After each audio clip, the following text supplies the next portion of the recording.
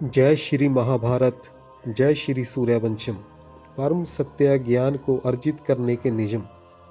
प्रमाणिक रीति से अथवा वैज्ञानिक आधार पर हम इस बात को मान सकते हैं कि जन्म मरण से परे जो सत्ता शाश्वत है, सत्य चित अनंत स्वरूप है, वही सत्ता ही परम सत्य ज्ञान या सुप्रीम नॉलेज, समझ अथवा सेंस की प्रतीक है, आधार है, या वो सबे सत्या का स्वरूप है। यही कारण है कि हमें जहाँ मानव जाति को ईश्वर की जरूरत रहती है, तो सबसे पहले हमें इस बात को अच्छे से समझ लेना चाहिए कि हमें जिस सच्चे सौदे की जरूरत है वो सौदा हमें ईश्वर नामक दुकान से ही मिलना है और कहीं नहीं।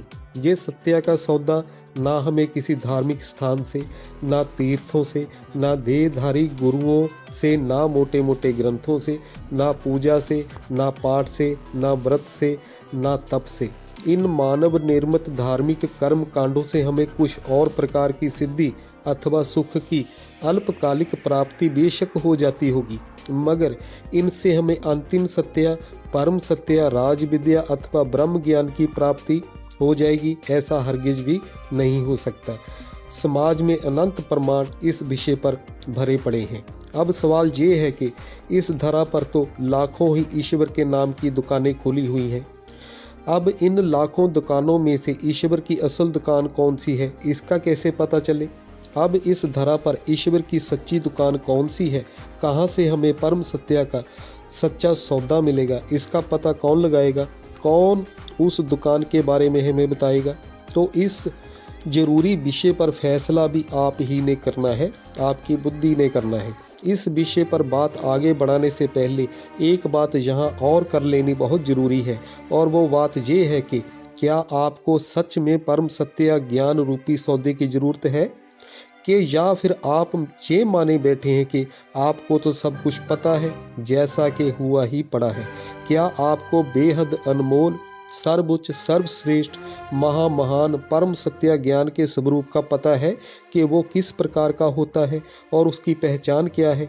अगर आप हिंदू, मुस्लिम, सिख, ईसाई, यहूदी, पारसी, जैनी, बौद्धी में से किसी एक धर्म से संबंधित हैं और आपने अपने धर्म की पुस्तकों को कंठस्थ कर रखा है, तो आप ये समझ लें कि आपके पास एक मत, पंथ अथवा संप्रदाय का बेशक ज्ञान जरूर है, मगर आपके पास पुरातन, नूतन और सनातन परम सत्य ज्ञान हरगिज भी नहीं है। जहाँ पर आपको इस बात को अच्छे से समझ लेना चाहिए कि जो ईश्वरीय परम सत्य ज्ञान 3 लोकों, 4 युगों, 21 पीढ़ियों, 84 जन्मों को लेकर सृष्टि चक्र के क्रम को वैज्ञानिक अथवा प्रमाणिक रीति से प्रदर्शित करता है, वो परम सत्य ज्ञान मानव निर्मित किसी भी धर्म विशेष से संबंधित नहीं हो सकता। ये सामान्य बुद्धि की बात है, कॉमन सेंस की बात है, और हमें सत्य ज्ञान हासिल करने से पहले इस बात को अपनी बुद्धि में रखना चाहिए कि समस्त मानव जाति के परम पिता परमात्मा ना तो हिंदू हैं, ना मुसलमान, ना सिख, ना ईसाई, ना यहूदी, ना पारसी, बौद्धी, और ना ही वो जैनी हैं।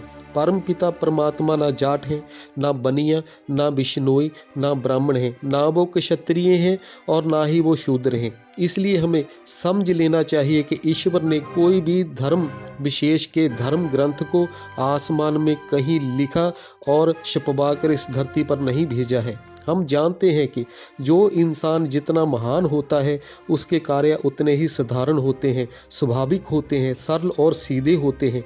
किसी भी महान मनुष्य के कार्यों पर कभी भी कोई सवाल या विवाद उत्पन्न नहीं होते, क्योंकि उसके कार्य अति साधारण, स्वाभाविक होने के कारण प्रमाणिक अथवा वैज्ञानिक आधार से जुड़े होते हैं और प्रकृति के नियमों में बंधे और सधे होने के कारण सबद सिद्ध होते हैं। मगर जो सत्ता इंसान से कहीं ज़्यादा बढ़कर परम है, महान है, उस परम सत्ता भगवान की कार्य प्रणाली के बारे में आपकी समझ यहाँ पर क्या कहती है?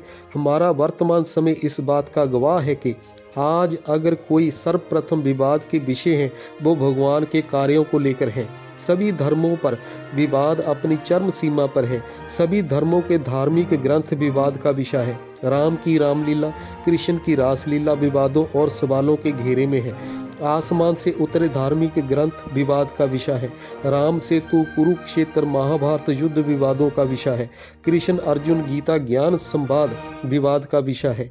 इन विवादित विषयों पर मानव जाति बुरी तरह उलझी हुई है।